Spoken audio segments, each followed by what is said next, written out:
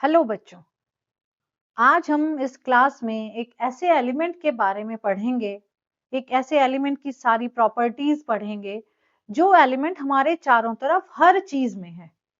जैसे पेपर में है, कपड़ों में है, प्लांट्स में है, हम में है, ब्लड में है, हर चीज में उस एलिमेंट की प्रेजेंस है। उसने इतने मिलियंस ऑफ कंपाउंड्स बना दिए हैं। तो वो कौन सा एलिमेंट है? वो एलिमेंट ना तो सबसे बड़ा है, ना ही वो इतना स्ट्रॉन्ग है, लेकिन फिर भी उसके मिलियंस ऑफ कंपाउंड्स हैं। अब वो छोटा सा एलिमेंट कार्बन जो आज हम लोग पढ़ेंगे। सो कार्बन में ऐसी क्या खास बात है कि उसके इतने कंपाउंड्स हैं? क्योंकि वो हर एलिमेंट के साथ फ्रेंडशिप कर लेता है, यानी कि मेटल्स के साथ भी कंबाइन कर जाता है, वो नॉन मेटल्स के साथ भी कंबाइन कर जाता है। और ये जो हीरो एलिमेंट है हमारा, इसके पास एक और खास प्रॉपर्टी, एक मैजिकल टैलेंट है कि ये अपने जैसे ही दूसरे एटम्स के साथ, यानी कि कार्बन के खुद के जो दूसरे एटम है उनके साथ भी लंबी लंबी चेन्स बना देता है, कभी रिंग्स बना देता है और कभी ब्रांच चेन कंपाउंड्स बना देता है।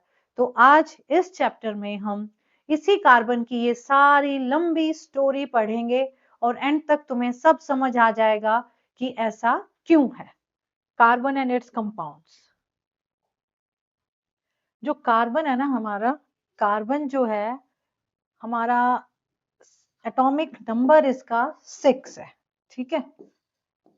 कार्बन जो है बहुत अबंडेंट कंपाउंड्स इसके मिलते हैं, लेकिन एलिमेंट जो खुद है वो क्या है, परसेंटेज में बहुत थोड़ा मिलता है। इसका सिर्फ 0.03% कार्बन हमें मिलता है in the form of CO2।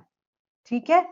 और बाकी हमारे पास तो CO2 की फॉर्म में जो कार्बन नेचर में मिलता है दैट इज 0.03%, और अर्थ क्रस्ट में 0.02% कार्बन है in the form of minerals like carbonates, bicarbonates etcetera. अब यहाँ ये एक MCQ बन जाता है कि भाई कितना परसेंट कार्बन मिनरल्स की फॉर्म में, कितना परसेंट CO2 की फॉर्म में है। कार्बन जो है एटॉमिक नंबर 6। अब हमारा इलेक्ट्रॉनिक कॉन्फ़िगरेशन कैसे लिखते हैं? जो पहली शेल, ये न्यूक्लियस है, न्यूक्लियस के बाहर पहली शेल होती है, पहली शेल में मैक्सिमम नंबर ऑफ 2 इलेक्ट्रॉन है। तो हमारे पास कार्बन का एटॉमिक नंबर क्योंकि 6 है, तो पहली शेल में 2 इलेक्ट्रॉन्स आ जाएंगे और दूसरी शेल के अंदर, इसके अंदर 4 इलेक्ट्रॉन्स आ जाएंगे। अब क्योंकि इसके पास 4 इलेक्ट्रॉन्स हैं बेटे, तो इसको अपनी पूरी ऑक्टेट कंप्लीट करने के लिए 4 इलेक्ट्रॉन्स और की जरूरत है। अब 4 इलेक्ट्रॉन्स या तो कार्बन हमारा लूज कर दे, लेकिन लूज करेगा तो क्या होगा, ये हमारा न्यूक्लियस, न्यूक्लियस के पास भी 6 प्रोटॉन्स होंगे, क्योंकि एटॉमिक नंबर में जो भी हमारा नॉर्मल न्यूट्रल एटम है उसमें क्या होता है, number of protons is equal to number of electron. अब इसका एटॉमिक नंबर हमारे पास 6 है, तो नंबर ऑफ प्रोटॉन्स भी 6 है न्यूक्लियस में, और नंबर ऑफ इलेक्ट्रॉन्स भी बाहर हमारी दोनों शेल्स में 6 है। तो परफेक्ट अट्रैक्शन है कि 6 को 6 ने ही अट्रैक्ट करना है। लेकिन अगर इसको ऑक्टेट पूरा करना है तो इसको या तो 4 इलेक्ट्रॉन्स और चाहिए, या फिर ये बेटे 4 इलेक्ट्रॉन्स को क्या कर दे, लूज करे, और 4 इलेक्ट्रॉन्स को या तो गेन कर ले। तो इसके पास दो पॉसिबिलिटीज हैं, गेन करना या फिर लूज करना। अब अगर ये लूज करता है, लूज करने के बाद क्या होगा बेटे कि नंबर ऑफ इलेक्ट्रॉन्स तो सिर्फ 2 ही बच जाएंगे। तो ये अगर सारे इसने हटा दिए यहां से, ये सारे के सारे इलेक्ट्रॉन्स गायब हो गए, तो इस बेचारे के पास 6 प्रोटॉन बच गए और सिर्फ इलेक्ट्रॉन्स बचे 2। अब 6 प्रोटॉन्स जो हैं, 2 इलेक्ट्रॉन्स, तो बहुत अनस्टेबल सी सिचुएशन हो जाएगी। तो इसीलिए जो हमारा कार्बन है, it can not lose 4 electrons, क्योंकि इतनी सारी एनर्जी चाहिए इन 4 इलेक्ट्रॉन्स को लूज करने के लिए कि जो नॉर्मली अवेलेबल नहीं होगी। तो ये हमारा C4 पॉजिटिव आयन नहीं बनाता। तो इसका मतलब ये क्या नहीं कर रहा, it can not form C4 positive cation because a large amount of energy will be required to lose these 4 electrons। ठीक है। अब दूसरी बात है, चलो भैया लूज नहीं कर पा रहे तो हम गेन ही कर लेते हैं। अब गेन कैसे नहीं कर पाएगा, क्योंकि 6 प्रोटॉन्स हैं, अब 6 प्रोटॉन्स 6 इलेक्ट्रॉन्स को तो होल्ड कर पा रहे हैं, लेकिन अगर इसने 4 इलेक्ट्रॉन गेन कर लिए तो बेटे इसके पास कितने इलेक्ट्रॉन्स हो जाएंगे? 6 और 4 10। अब 6 प्रोटॉन 10 इलेक्ट्रॉन्स को अच्छी तरीके से होल्ड नहीं कर पाएंगे, इसीलिए जो है C4 नेगेटिव आयन भी नहीं बन पाता। तो अब ऑक्टेट तो पूरा करना ही करना है ना, तो उसके पास एक ही ऑप्शन बच गया। वो क्या करेगा बेटे? वो करेगा शेयरिंग। तो वो शेयरिंग करके कैसे बॉन्ड बनाएगा? कोवेलेंट बॉन्ड्स बनाएगा, ताकि उसका जो कॉन्फ़िगरेशन है वो कितना हो जाए, उसका कॉन्फ़िगरेशन नोबल गैस का कॉन्फ़िगरेशन हो जाए। अब देखो कैसे हमारा जो कार्बन है ना, वो क्या करेगा? तो कार्बन जो है वो हमेशा 4 इलेक्ट्रॉन्स शेयर करता है with other atoms to form covalent bonds. अब कोवेलेंट बॉन्ड होता क्या है बेटे? सो कोवेलेंट बॉन्ड होता है जिसमें म्यूचुअल शेयरिंग होगी। एक हमारा एक एटम का इलेक्ट्रॉन होगा, दूसरा इलेक्ट्रॉन दूसरे एटम का होगा, तो उसको हम लोग कहते हैं कोवेलेंट बॉन्ड। अब हम पहले कोवेलेंट बॉन्ड फॉर्मेशन सीखते हैं। अब देखो बेटे, हमारे पास है हाइड्रोजन का मॉलिक्यूल, हमने बनाना है H2। हाइड्रोजन का एटॉमिक नंबर 1 है, तो हाइड्रोजन के पास एक इलेक्ट्रॉन है। ये हमारे पास दूसरा हाइड्रोजन है, ये दूसरा हाइड्रोजन का हाइड्रोजन के पास क्योंकि एक ही इलेक्ट्रॉन है, तो इसको सबसे नियरेस्ट नोबल गैस कॉन्फ़िगरेशन इसका हो गया हीलियम वाला 2। इसको बस एक ही इलेक्ट्रॉन चाहिए, एक इस हाइड्रोजन को चाहिए और एक इस हाइड्रोजन को चाहिए। तो ये हाइड्रोजन दोनों आपस में क्या करते हैं बेटे? ये इस तरीके से इलेक्ट्रॉन्स की शेयरिंग कर लेते हैं। जब ये शेयरिंग करेंगे, यानी कि एक हाइड्रोजन के पास एक इलेक्ट्रॉन, दूसरे के पास दूसरा, ये इससे ले लेगा और ये वाला हाइड्रोजन जो है हमारा, ये इससे ले लेगा, तो ये हमारे पास एक बॉन्ड बन गया, कोवेलेंट बॉन्ड। तो ये जो हमारा कोवेलेंट बॉन्ड बना, this is normal single covalent bond. तो जब एक एटम एक इलेक्ट्रॉन और दूसरा एटम दूसरा इलेक्ट्रॉन शेयर करता है, तो जो बॉन्ड बनता है उसको हम लोग कहते हैं सिंगल कोवेलेंट बॉन्ड। और ये हमारा H के बीच में एक सिंगल कोवेलेंट बॉन्ड बन गया। ठीक है, सो this is single covalent bond. समझ आ गया? अब चलते हैं आगे। अब देखो सिमिलरली एक क्लोरीन मॉलिक्यूल में भी एक सिंगल कोवेलेंट बॉन्ड बनेगा। अब क्लोरीन का जो एटॉमिक कॉन्फ़िगरेशन है, इलेक्ट्रॉनिक कॉन्फ़िगरेशन है, क्लोरीन का एटॉमिक नंबर है बेटे 17। सो 2 8 और 7 हो गया। अब 7 जो आउटर मोस्ट में, ये जो हमने इलेक्ट्रॉन डॉट स्ट्रक्चर बनाते हैं ना किसी का भी, तो उसके अंदर हम लोग क्या करते हैं, उसके जो आउटर मोस्ट शेल के इलेक्ट्रॉन्स होते हैं उसको या तो डॉट से रिप्रेजेंट करते हैं एटम के चारों तरफ, या फिर हम लोग क्रॉस से रिप्रेजेंट कर देते हैं। तो यहाँ पे हमारे पास क्लोरीन है। सो क्लोरीन के पास 7 इलेक्ट्रॉन्स है। अब अगर इसको एक इलेक्ट्रॉन और मिल जाए तो ये भाई क्या हो जाएगा? तृप्त हो जाएगा, क्योंकि इसके पास नोबल गैस कॉन्फ़िगरेशन आ गया, इसकी सारी इच्छाएं पूरी हो जाएंगी ना। तो अब हमने इसके इलेक्ट्रॉन्स को मैं डॉट से दिखा देती हूँ। अब ये हमारे इसके पास 7 इलेक्ट्रॉन्स हो गए। अब ऐसे ही दूसरा क्लोरीन आएगा बेटे, दूसरे क्लोरीन के पास भी हमारे कितने इलेक्ट्रॉन्स होंगे? 7। तो 1 2 3 4 5 और 6 7। अब दोनों को एक एक ही इलेक्ट्रॉन चाहिए ना। ये वाला क्लोरीन कहेगा भी मैं तेरे साथ शेयरिंग कर लेता हूं, तो ये इन दोनों ने एक शेयरिंग कर ली बेटे। ठीक है, अब ये वाला क्लोरीन भी इससे एक इलेक्ट्रॉन ले लेगा और शेयरिंग कर लेंगे। अब इन दोनों के बीच में जो एक बॉन्ड बन गया, वो ये दो एक इलेक्ट्रॉन इसका और एक इलेक्ट्रॉन इसका, शेयरिंग करने के बाद दोनों के पास 8-8 इलेक्ट्रॉन्स हो गए। और दोनों के पास जब 8-8 इलेक्ट्रॉन्स हो गए, तो इनके पास जो ये है हमारे पास Cl सिंगल कोवेलेंट बॉन्ड बन गया। तो दो क्लोरीन एटम्स के बीच में Cl2 मॉलिक्यूल में भी एक सिंगल कोवेलेंट बॉन्ड है। तो इस तरीके से ये तो हो गया हमारा सिंगल कोवेलेंट बॉन्ड। अब है हमारे पास वाटर मॉलिक्यूल की फॉर्मेशन। अब वाटर में हम लोग लेंगे बेटे पहले ऑक्सीजन। ऑक्सीजन का कॉन्फ़िगरेशन है हमारा 2-6, एटॉमिक नंबर 8 है ऑक्सीजन का, तो 2-6 हो गया। तो यहाँ ये हमारे पास 2-6 है ऑक्सीजन। अब ऑक्सीजन में तो अब इसको 2 इलेक्ट्रॉन्स अगर और मिल जाएं तो इसकी भी आउटर मोस्ट शेल कंप्लीट हो जाएगी, यानी कि इसका ऑक्टेट कंप्लीट हो जाएगा। अब जब इसका ऑक्टेट कंप्लीट होगा तो कैसे होगा, इधर देखो, ये 1 2 3 4 5 6, ये हमारा एक ऑक्सीजन हो गया। अब लेकिन वाटर है, अब इसके साथ 2 हाइड्रोजन भी लगेंगे, एक हाइड्रोजन को 1 इलेक्ट्रॉन चाहिए, तो दूसरे हाइड्रोजन को भी दूसरा इलेक्ट्रॉन चाहिए। तो हम इस ऑक्सीजन को लिखेंगे कैसे, हम ऐसे लिखेंगे कि 1 2 और 1 और 1। ऐसे लिखने से अब क्या हो गया कि हमारे पास ये जो हमने 2 बनाने हैं इनके साथ बॉन्ड, वो हमने सिंगल सिंगल कर दिए, ताकि, और हाइड्रोजन को भी सिंगल चाहिए, एक हाइड्रोजन है, ये हाइड्रोजन का हो गया, ये दूसरा हाइड्रोजन है, ये दूसरे हाइड्रोजन का हो गया। अब ये आपस में क्या करते हैं, शेयरिंग, ये हाइड्रोजन इस ऑक्सीजन से ले लेगा इलेक्ट्रॉन, तो ये देखो अब इस हाइड्रोजन के पास 2 हो गए, ये वाला हाइड्रोजन इस ऑक्सीजन से लेगा तो अब इसके पास फिर से 2 हो गए, तो हाइड्रोजन दोनों का तो ड्यूप्लेट कंप्लीट हो गया। जब 2 इलेक्ट्रॉन ही चाहिए होते हैं तो उसको हम लोग कहते हैं ड्यूप्लेट। अब ये ऑक्सीजन क्या करेगा, ये ऑक्सीजन इन दोनों हाइड्रोजन से एक एक ले लेगा, यानी कि शेयरिंग कर लेगा एक एक इलेक्ट्रॉन की।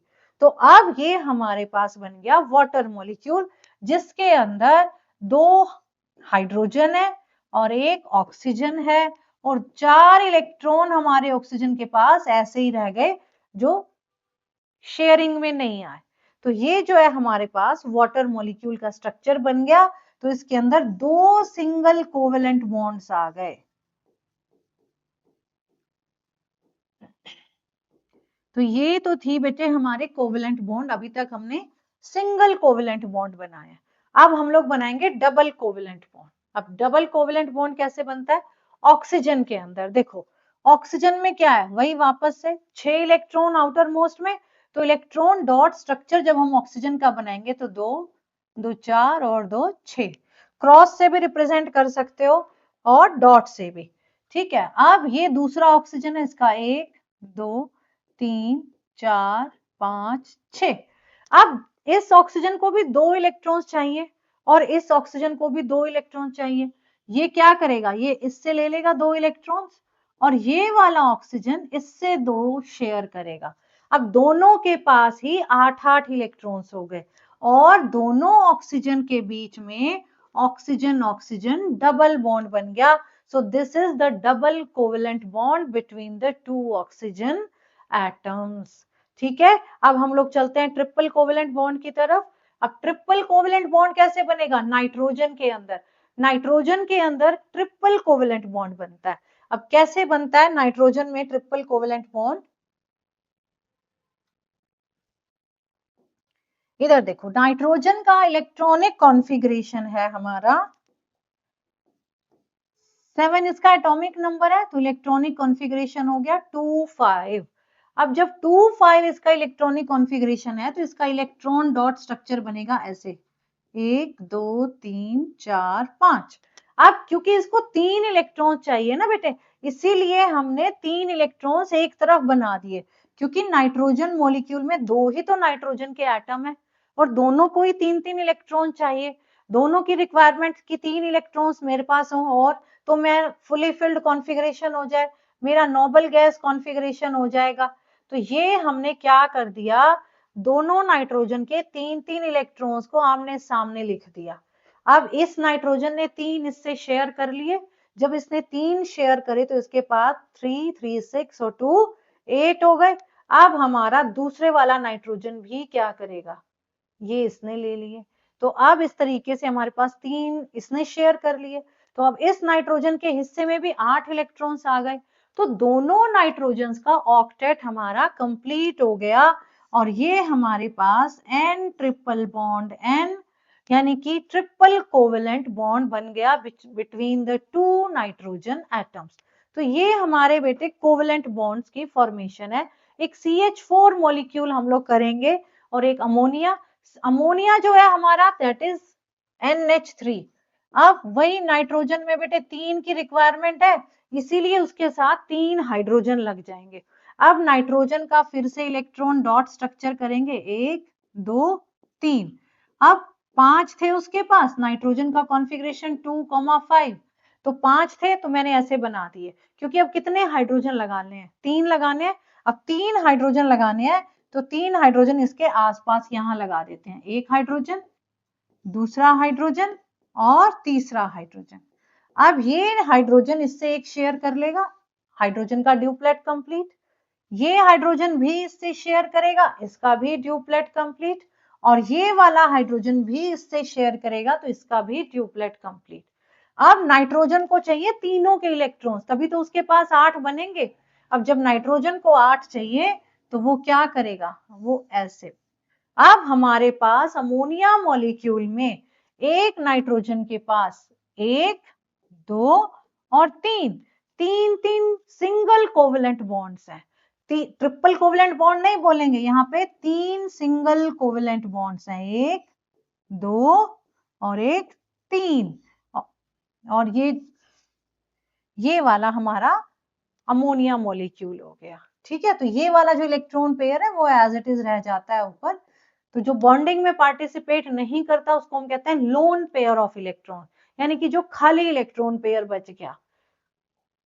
अब है हमारे पास मीथेन। मीथेन जो है, methane is a main component of compressed natural gas. CNG का मेन कंपोनेंट मीथेन होता है, बायोगैस का भी मेन कंपोनेंट मीथेन होता है। तो अब मीथेन जो है हमारे पास कार्बन, कार्बन का कॉन्फ़िगरेशन हो गया बेटे 2,4, 2,4 मींस 1, 2, 3, 4।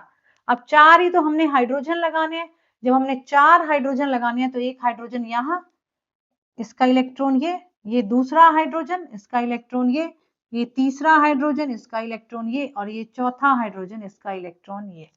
अब हर हाइड्रोजन पहले अपना ड्यूप्लेट कंप्लीट कर लेगा, तो ये हमारा ड्यूप्लेट कंप्लीट हो गया। इसी को हम इलेक्ट्रॉन डॉट स्ट्रक्चर भी कह देंगे। तो ये इलेक्ट्रॉन डॉट स्ट्रक्चर बन गया हमारा किसका, मीथेन का। ठीक है, अब इस कार्बन को चाहिए 4 इलेक्ट्रॉन्स और, तो ये चारों हाइड्रोजन से एक एक इलेक्ट्रॉन ले लेगा, तो हमारे पास 4 सिंगल कोवेलेंट बॉन्ड्स बन गए। मीथेन में 4 सिंगल कोवेलेंट बॉन्ड बन गए, और ये हमारा मीथेन का इलेक्ट्रॉन डॉट स्ट्रक्चर हो गया। तो इलेक्ट्रॉन डॉट स्ट्रक्चर मींस अगर हमने एलिमेंट का बनाना है तो एलिमेंट का सिंबल और उसके चारों तरफ उसके आउटर मोस्ट शेल के इलेक्ट्रॉन्स को चाहे डॉट से और चाहे क्रॉस से रिप्रेजेंट कर देंगे। और जब हमने मॉलिक्यूल का बनाना है बेटे तो ऐसे बॉन्ड्स बना के हम इस तरीके से उसको रिप्रेजेंट कर देंगे। सल्फर का, ये सल्फर S8 का ये बहुत इंपॉर्टेंट है। तो सल्फर के अंदर, क्योंकि सल्फर का कॉन्फ़िगरेशन है हमारा 16, 286, तो यहाँ पे भी ना 6 इलेक्ट्रॉन, 6 इलेक्ट्रॉन्स हर सल्फर के पास हैं। तो हम लोग क्या कर रहे हैं, इधर देखो, ये हमारा सल्फर है, हमने एक सल्फर ऑल्टरनेट दिखा दिया, एक को क्रॉस दिखा दिया, एक को डॉट, फिर क्रॉस, फिर डॉट, फिर क्रॉस, फिर डॉट। और क्योंकि हर सल्फर को 2 इलेक्ट्रॉन्स चाहिए। अब S8 है, तो S8 मॉलिक्यूल जो होता है ना बेटे, इसकी शेप या तो रिंग शेप लिख सकते हो, है ना, रिंग शेप में होता है, या फिर हम इसको क्या देते हैं, क्राउन शेप। तो क्राउन शेप में भी S8 मॉलिक्यूल एग्जिस्ट करता है। तो ये हमारे पास, हमने कैसे इसको, अब एक क्रॉस में 6 इलेक्ट्रॉन्स ऐसे दिखा दिए। अब हर सल्फर दूसरे अपने एडजेसेंट वाले से एक एक इलेक्ट्रॉन शेयर करता जाएगा। तो अब इस सल्फर ने एक इलेक्ट्रॉन इससे इधर से ले लिया और एक इलेक्ट्रॉन इसने यहां से ले लिया, तो इसके पास ये एक बॉन्ड और एक बॉन्ड। तो इस तरीके से सारे के सारे सल्फर जो है ना, ऐसे एक एक बॉन्ड सल्फर बनाते जाएंगे। ठीक है, तो ऐसे हमारे पास ये रिंग शेप स्ट्रक्चर बन जाएगा।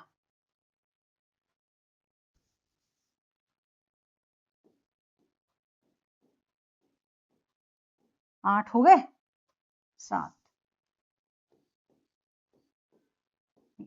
तो ये हमारे पास रिंग शेप स्ट्रक्चर बन गया। बाकी के सबके 1 2 3 4, 1 2 3 4, ऐसे ऐसे करके सिंपल सा तुम बना दोगे तो भी बन जाएगा इजीली। ठीक है, तो 4 4 उनके ऐसे ही बच गए और 2 2 उन्होंने क्या कर लिए बेटे, बॉन्ड बना दिए। तो ये हमारा electron dot structure of simple सा, जिसको ये थोड़ा सा मुश्किल लग रहा हो तो वो ऐसे भी बना सकते हैं। तो ये हमारा सिंपल सा सल्फर का S8 का स्ट्रक्चर है। अब देखो बेटे, इस पे क्वेश्चंस आते हैं प्रॉपर्टीज ऑफ कोवेलेंट कंपाउंड्स पे। डायरेक्ट नहीं आएगा कि write the properties of covalent compounds, नहीं। अब वो पूछेगा कि why the covalent compounds have lower melting point या lower boiling point, why they are not good conductors of electricity, या इनडायरेक्टली क्वेश्चन पूछ लेगा कि कार्बन के compounds do not conduct electricity, why. तो उसका रीजन क्या है बेटे, इधर देखो। कोवेलेंट जो कंपाउंड्स होते हैं उनमें कोवेलेंट बॉन्ड्स होते हैं। अब मॉलिक्यूल्स जो होते हैं, मॉलिक्यूल्स के अंदर उतना स्ट्रॉन्ग बॉन्ड नहीं होता जितना आयोनिक कंपाउंड्स में होता है।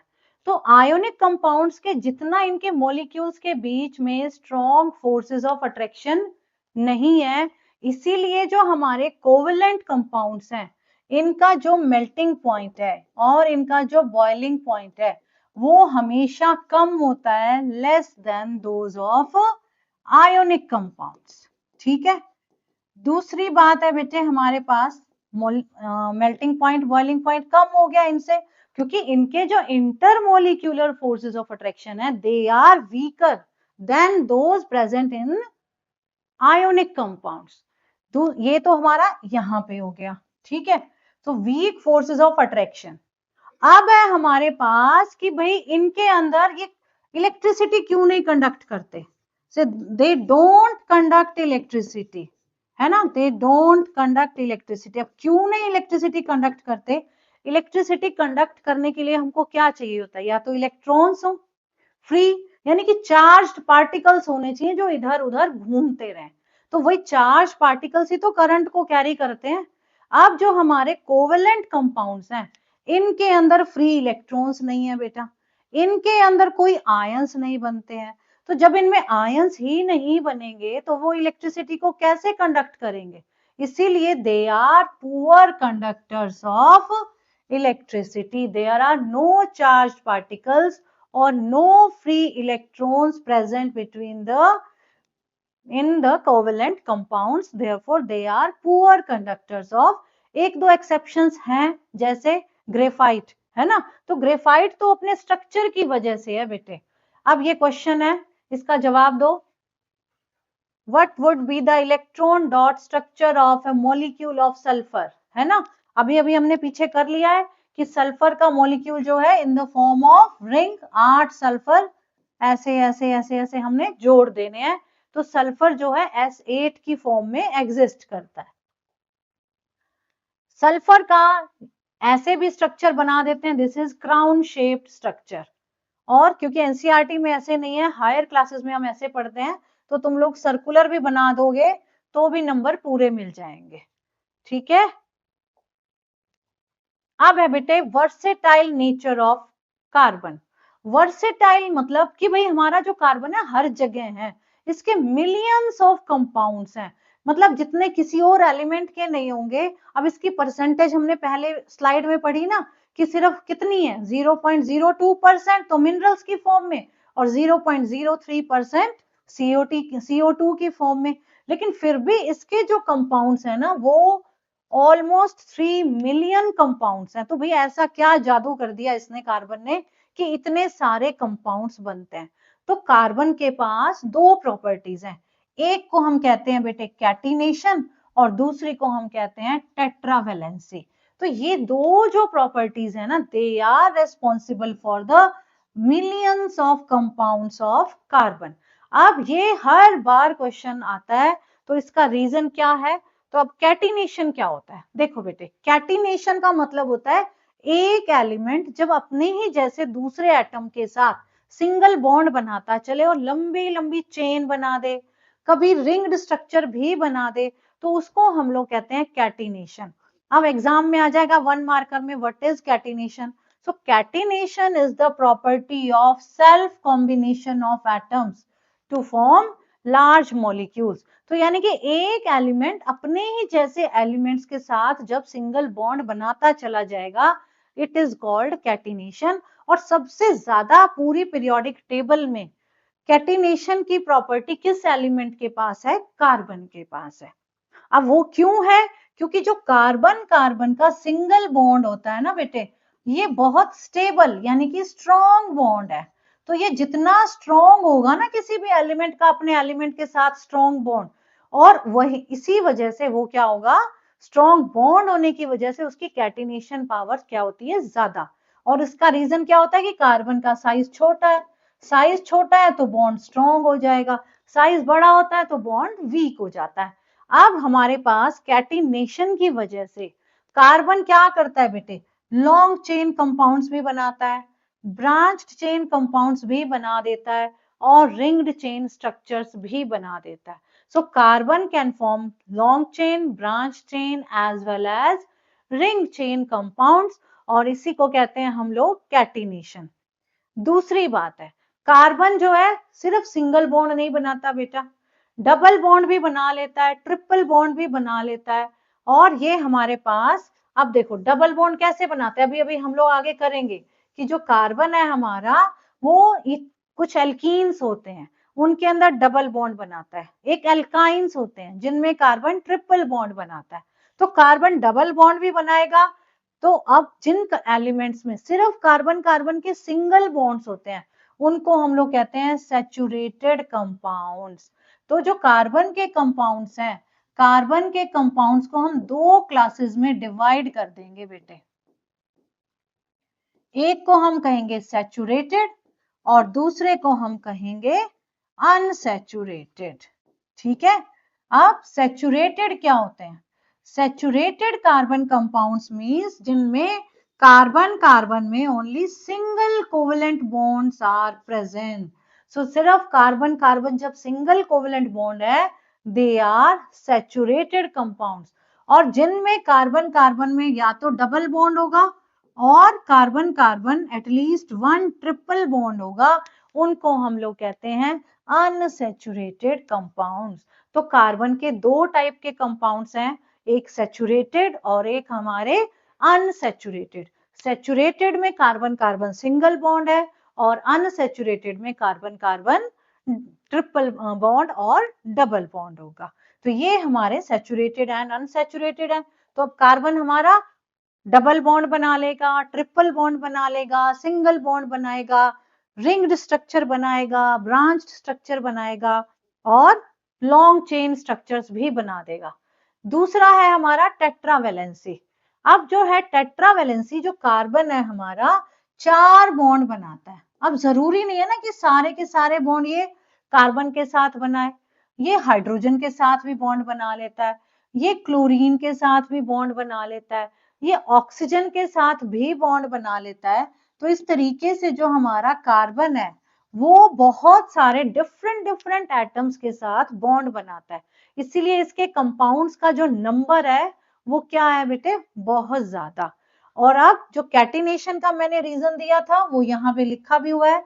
तो carbon is it's small size, carbon का जो है स्मॉल साइज है, इस वजह से ये कैसे बॉन्ड बनाता है, स्ट्रॉन्ग बॉन्ड्स बनाता है। क्योंकि अब जो छोटा साइज है तो इसका न्यूक्लियस बाहर के इलेक्ट्रॉन्स को स्ट्रांगली क्या कर लेगा, अपनी तरफ अट्रैक्ट कर लेगा। तो इसीलिए हमारा जो कार्बन है इसके इतने सारे क्या मिलते हैं बेटे, कंपाउंड्स मिलते हैं। अब हम लोग करेंगे saturated carbon compounds. Saturated carbon compound means जिनमें सिर्फ सिंगल बॉन्ड है। अब जो सैचुरेटेड कार्बन कंपाउंड्स है ना, उनको हम लोग जनरल नेम में एल्केन्स बोल देते हैं। क्या बोल देते हैं, एल्केन्स। और कार्बन के जो सिर्फ हाइड्रोजन के साथ कंपाउंड्स होते हैं, they are called hydrocarbons. Hydro मतलब हाइड्रोजन, कार्बन मींस कार्बन। तो जो सिर्फ हाइड्रोजन और कार्बन के कंपाउंड्स हैं, दे आर कॉल्ड हाइड्रोकार्बन। अब सैचुरेटेड हाइड्रोकार्बन्स का नाम है बेटा एल्केन्स, और एल्केन्स का जनरल फॉर्मूला होता है CnH2n+2। ठीक है। अब देखो CH4, देखो अगर हमारा N1 है तो हाइड्रोजन हो जाएंगे 4, तो ये C2H6, अगर हमारे पास दो कार्बन है तो हाइड्रोजन हो जाएंगे 6, 2 × 2 + 2 6 हो गया। इसी तरीके से अगर N3 हो जाएगा तो 2 इंटू 3 6, 6 प्लस 2 8, C3H8। तो ये है हमारे पास एल्केन्स का जनरल फॉर्मूला। ठीक है, अब है हमारे पास अनसैचुरेटेड। अनसैचुरेटेड जो है हमारे पास, उनके अंदर बेटे हमारे पास दो टाइप के आते हैं। ठीक है, अब दो टाइप के कौन से हैं अनसैचुरेटेड में? एक को हम लोग कहते हैं एल्कीन्स और एक को हम लोग कहते हैं एल्काइंस। अब एल्कीन्स क्या होते हैं? एल्कीन्स वो कंपाउंड्स हैं, वो हाइड्रोकार्बन्स हैं जिनमें at least one carbon carbon double bond होगा। कम से कम एक कार्बन कार्बन का डबल बॉन्ड जरूर होता है। दो भी हो सकते हैं, जब बड़ी क्लासेस में जाओगे 11th में 12th में तो कई कई बार दो भी पढ़ोगे, तीन भी पढ़ लोगे, लेकिन अभी 10th लेवल तक बस हम एक ही डबल बॉन्ड पढ़ेंगे। तो एल्कीन्स का मतलब है जिनमें at least one carbon carbon double bond present होगा, उनको हम लोग एल्कीन्स कहते हैं। और एल्कीन्स का जनरल फॉर्मूला, अब क्योंकि डबल बॉन्ड आ गया ना बेटे, तो दो हाइड्रोजन नेचुरली कम हो जाएंगे एल्केन से, तो इसीलिए इनका जनरल फॉर्मूला होता है CnH2n। तो इनका फॉर्मूला है CnH2n। अब कम से कम, अब क्योंकि डबल बॉन्ड है तो एटलीस्ट दो कार्बन चाहिए। तो जो पहला मॉलिक्यूल होगा हमारा, हम ऐसे बनाएंगे, हमने दो कार्बन बना दिए, दो कार्बन के बीच में एक डबल बॉन्ड बना दिया। अब किसी भी कार्बन की वैलेंसी तो 4 है। अब इस कार्बन ने दो बॉन्ड बना लिए, तो बाकी के दो बॉन्ड किसके थ्रू पूरे करोगे? हाइड्रोजन के थ्रू। तो इसका नाम हो गया CH2। इसने भी दो बॉन्ड बना लिए, बाकी के दो हाइड्रोजन, तो दो हाइड्रोजन यहां लग गए। तो अब ये CH2 डबल बॉन्ड CH2 जो हो गया, इसका नाम क्या हो गया बेटे? CH2 double bond CH2। जब हमारे पास एक कार्बन होता है, ये मैं अभी इसके बाद तुमको बताती हूँ, जब एक कार्बन होता है तो हम क्या वर्ड रूट यूज करेंगे? ठीक है, इसको हम बोल देते हैं ethene. So this is ethene. अब इथीन का स्ट्रक्चर ऐसे लिखो, या फिर तुम लोग 10th लेवल तक तो ऐसे भी लिख सकते हो, एक ही बात है। तो ये हमारे पास C2H4 हो गया। ठीक है, तो C2H4 को ऐसे लिखो, ऐसे लिखो, ऐसे लिखो, कैसे भी लिख सकते हो। This is ethene. तो जब भी दो कार्बन होते हैं तो हम इथ यूज करते हैं, डबल बॉन्ड के लिए हम लोग इन यूज करते हैं, इसीलिए हमने इसका नाम रख दिया इथीन, इथीन। अब जब तीन कार्बन होंगे तो हम प्रोप यूज करेंगे। ठीक है, तो अब मैं तुमको एक ये लिख के दिखा देती हूँ। जब हमारे पास सिर्फ एक कार्बन है तो जो हम वर्ड रूट यूज करते हैं, यानी कि मेन जो कार्बन कंपाउंड का नाम जिससे स्टार्ट होगा, जब एक ही कार्बन है तो हम मिथ यूज करते हैं। जब हमारे पास दो कार्बन एटम्स हैं तो हम इथ यूज करेंगे। जब हमारे पास तीन कार्बन एटम है तो हम प्रोप यूज करेंगे। अब देखो, अगर सारे सिंगल बॉन्ड है तो इथेन, मीथेन, इथेन, प्रोपेन हो जाएगा। जब डबल बॉन्ड होगा तो एक ही कार्बन में तो डबल बॉन्ड पॉसिबल नहीं है, तो इथीन वाली सीरीज यहां से स्टार्ट होगी जब दो कार्बन एटम होंगे, तो इथीन, प्रोपीन, ब्यूटीन ऐसे हो जाएगा। तो जब चार कार्बन एटम होते हैं तो हम वर्ड रूट यूज करते हैं ब्यूट, और जब पांच कार्बन एटम होते हैं तो हम वर्ड रूट यूज करते हैं पेंट, और जब 6 कार्बन एटम होते हैं तो हम वर्ड रूट यूज करते हैं हेक्स। तो हमारे पास मिथ, इथ, प्रोप, ब्यूट, पेंट और हेक्स। 10th लेवल तक इतना ही आता है। तो तुमको यही याद रखना है कि जब एक कार्बन एटम हो तो मिथ यूज करेंगे, दो कार्बन एटम है तो इथ यूज करेंगे, तीन कार्बन एटम है तो प्रोप यूज करेंगे, चार है तो ब्यूट, पांच है तो पेंट और 6 है तो हेक्स यूज करेंगे। अब सिंगल बॉन्ड वाली यानी कि एल्केन वाली जो सीरीज है, एल्केन वाली सीरीज यहीं से स्टार्ट हो जाएगी, मीथेन से, जो कि methane is a component of CNG। ठीक है, तो मीथेन हमारा CNG का कंपोनेंट है। फिर सेकंड वाली जो एल्कीन वाली सीरीज है वो कहां से स्टार्ट हो जाएगी बेटे? अब एल्कीन हमेशा स्टार्ट होगी इथीन से, क्योंकि दो ही तो डबल, दो एटम्स होंगे तभी तो बीच में डबल बॉन्ड आएगा। अकेला तो किसी के साथ डबल बॉन्ड थोड़ी बनाएगा, हाइड्रोजन डबल बॉन्ड बनाता ही नहीं है। तो एटलीस्ट दो कार्बन होंगे तभी इथीन आएगी। फिर तीन कार्बन के लिए प्रोपीन हो जाएगा। ठीक है, और 4 कार्बन के लिए ब्यूटीन हो जाएगा और 5 कार्बन के लिए पेंटीन हो जाएगा। समझ आ रहा है? ऐसे ही अगर हम एल्काइन वाली जिनमें ट्रिपल बॉन्ड है उनकी बात करें तो हमारे पास जब ट्रिपल बॉन्ड वालों की बात करेंगे हम लोग तो क्या होगा बेटे, ट्रिपल बॉन्ड वालों में हमारे पास एल्काइन वर्ड यूज करते हैं। एल्काइन कब आता है, जब कार्बन कार्बन में एटलीस्ट एक ट्रिपल बॉन्ड होगा तो हम एल्काइन यूज करेंगे। तो जैसे अगर हमने अब 3 बॉन्ड इस कार्बन ने बना लिए, अब मैं एक H लगा देती हूँ, 3 इसने बना लिए, एक H लगा दिया। अब क्योंकि 2 ही कार्बन है तो इसको हम लोग बोलेंगे इथाइन। क्या बोलेंगे? इथाइन। अब हमारे पास 3 कार्बन की चेन आ गई तो मैंने यहां ट्रिपल बॉन्ड लगा दिया। अब इस कार्बन ने 3 बॉन्ड बना रखे हैं, अब एक हाइड्रोजन हम यहां लगा देंगे। इस कार्बन के तो चारों ही बॉन्ड पूरे हैं तो यहां हम कोई हाइड्रोजन नहीं लगाएंगे। इस कार्बन ने एक ही बॉन्ड बनाया है तो इसके साथ हम 3 हाइड्रोजन और लगा देंगे। तो अब इसका नाम हो गया, क्योंकि बेटे 3 कार्बन है तो वर्ड रूट हम यूज करेंगे प्रोप, और क्योंकि ट्रिपल बॉन्ड है तो हम इसको नाम देंगे propyne. So this is our propyne.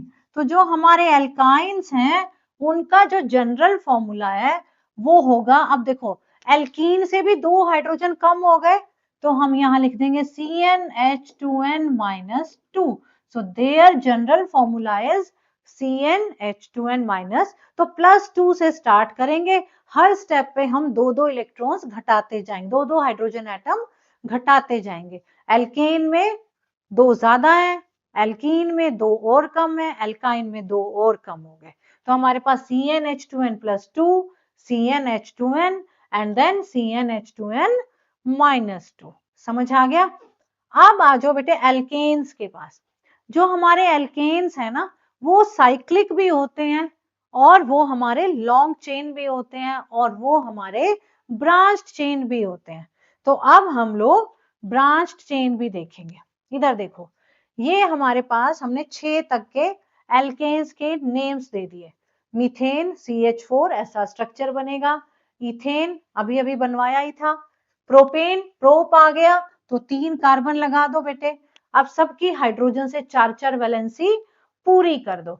इस कार्बन ने एक ही बॉन्ड बनाया तो 3 हाइड्रोजन, इस कार्बन ने 2 बॉन्ड बनाए तो इसके साथ कितने हाइड्रोजन लगा दोगे? 2।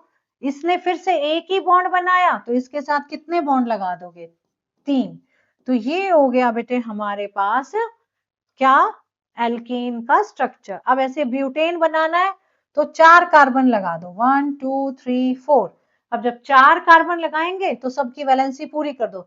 इसने एक ही बॉन्ड बनाया तो 3 हाइड्रोजन, इसने 2 बॉन्ड बनाए तो 2 और हाइड्रोजन, इसने फिर से 2 बॉन्ड बनाए तो 2 और हाइड्रोजन, और इसने एक ही बॉन्ड बनाया तो इसके साथ 3 हाइड्रोजन। तो इस तरीके से अगर पेंटेन आ जाएगा तो पहले 5 कार्बन की चेन बना दो, हेक्सेन आएगा तो 6 की बना दो, और फिर सबकी वैलेंसी हाइड्रोजन के साथ पूरी करते चलेंगे। अब देखो बेटे, एक होते हैं आइसोमर्स और एक फिनोमिनन होता है आइसोमेरिज्म।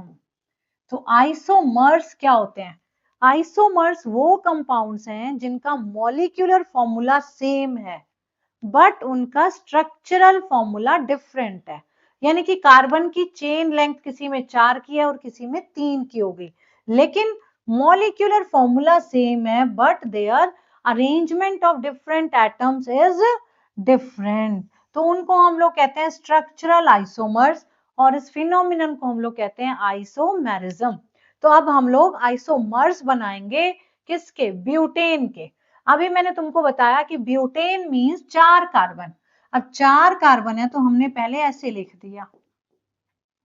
अब सबकी वैलेंसी हम हाइड्रोजन से पूरी करेंगे, 1 2 3, 1 2 1 2, और ये हमारा बन गया बेटा butane. So this is our normal butane, इसको हम लोग लिखते हैं नॉर्मल ब्यूटेन। अब जब भी हमको आइसोमर बनाने हैं ना बेटे तो हम पहले चेन छोटी करते हैं। अभी तो हमारे पास यहाँ 4 की चेन थी ना, अब हम क्या करेंगे, 3 की चेन बना देंगे। अब हमने 3 की चेन बना दी, लेकिन हमने टोटल फॉर्मूला ब्यूटेन का कितना है? C4H10। तो हमने कार्बन भी 4 रखने हैं और हमने हाइड्रोजन भी 10 रखने हैं। अब हमने 3 की चेन तो बना दी, लेकिन हमेशा जब भी आइसोमर बनाओगे तो ये ध्यान रखना है कि जो भी टर्मिनल कार्बन होते हैं उनके ऊपर हम कभी कोई ब्रांच नहीं बनाते। अब मेरे को क्योंकि बेटे 4 कार्बन रखने हैं, पहला और तीसरा इस पे मैं रख नहीं सकती, तो चौथा कार्बन मैं कहाँ रखूंगी? यहाँ पे रखूंगी। अब मैं सबकी हाइड्रोजन पूरी कर रही हूँ। इसने कितने बॉन्ड बनाए? एक, इसके साथ 3 हाइड्रोजन। इसने 3 बॉन्ड बना लिए तो इसके साथ एक ही हाइड्रोजन। इसने फिर एक बॉन्ड बनाया तो 3 हाइड्रोजन। इसने भी एक बॉन्ड बनाया तो इसके साथ भी 3 हाइड्रोजन। तो ये हमारे पास ये हो गया हमारा आइसोब्यूटेन। ये आइसोब्यूटेन है। दिस इज ऑल्सो, इसको हम IUPAC नेम कर लो तुम लोग। इसका नाम हो जाएगा 1 2 3। तो 2 मिथाइल प्रोपेन, तुमको नेमिंग नहीं आएगी इसकी, बट फिर भी बता देती हूँ, 2 मिथाइल प्रोपेन। तो ये हमारा एक आइसोमर हो गया किसका? ब्यूटेन का। अब ऐसे ही हम लोग आइसोमर बनाते हैं पेंटेन के।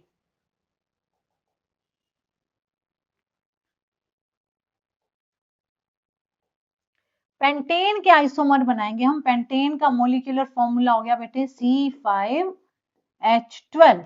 तो अब इसके पहले हम आइसोमर्स बनाएंगे। हम देखो, सबसे पहला आइसोमर बनाएंगे हम, पहले 5 कार्बन सीधे सीधे लिख देंगे, ठीक है। अब सबकी हम वैलेंसी पूरी कर देंगे हाइड्रोजन से।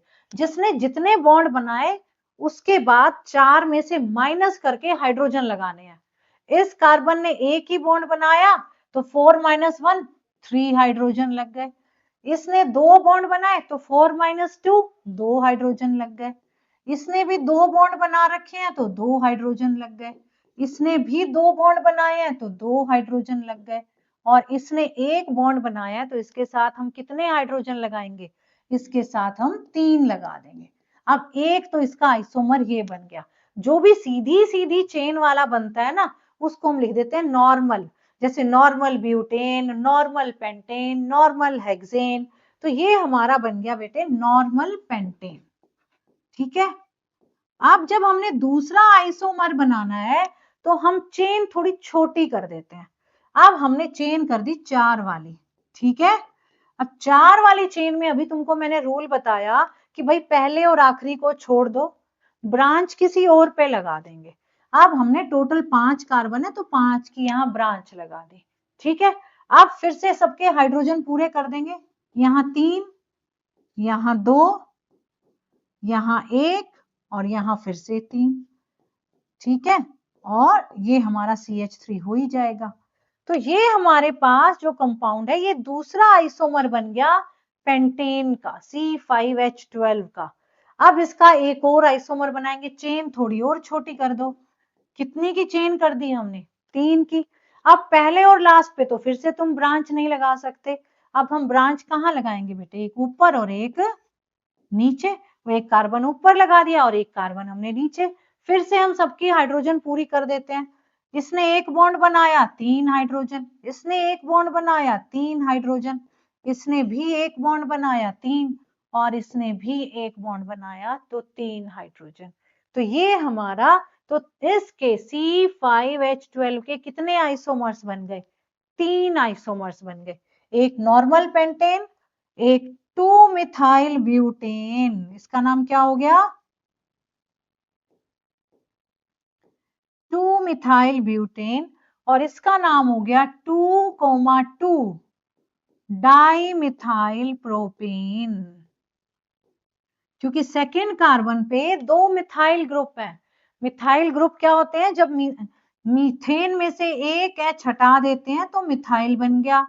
इथेन में से एक H हटा दिया तो इथाइल बन गया। तो इस तरीके से हमारे पास ये 3 आइसोमर्स बन गए C5H12 के। अब हम लोग करते हैं बेटे रिंग्स कैसे बनती हैं। जो कार्बन के कंपाउंड्स है ना वो रिंग्स भी बनाते हैं। अब रिंग्स कैसे? ये देखो, ये एक कार्बन का कंपाउंड है। अब इसमें कितने कार्बन है? 1 2 3। हर कार्बन ने 2-2 बॉन्ड बना रखे हैं। हर कार्बन ने 2-2 बॉन्ड बनाए हुए हैं। अब यहाँ पे CH2 बन गया, यहाँ CH2 बन गया, यहाँ CH2 बन गया। क्योंकि दो दो बॉन्ड बनाए तो बाकी की दो दो हाइड्रोजन ही लगेंगी, और इसको हम लोग बोलेंगे बेटे साइक्लोप्रोपेन। इसको हम लोग क्या नाम देंगे?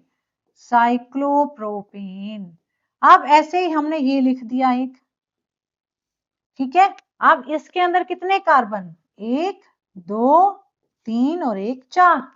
हर कार्बन ने फिर से दो दो बॉन्ड बना दिए, दो दो बॉन्ड बनाए तो CH2 CH2 CH2 and CH2।